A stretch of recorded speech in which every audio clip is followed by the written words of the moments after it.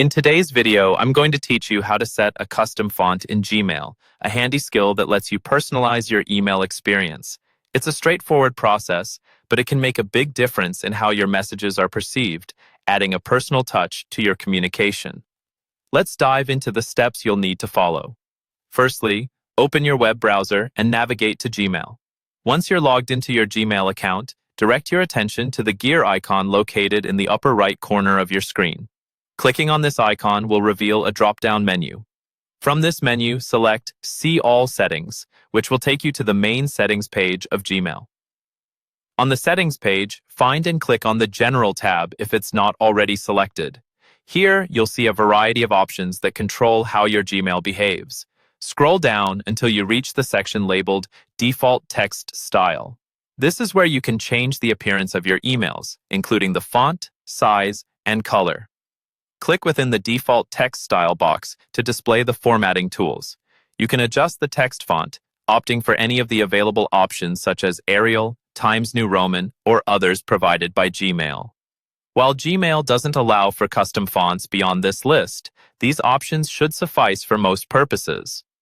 After selecting your desired font, you can also choose the text size and color. For size, you're usually given options like small, normal, large, and huge. Choose the size that fits best with your style and readability preferences. Similarly, the color palette allows you to pick a color that matches what you'd like your emails to convey. While choosing colors, remember to maintain good contrast for readability. Once you've made your selections, be sure to observe your changes in the preview area to make sure they look right.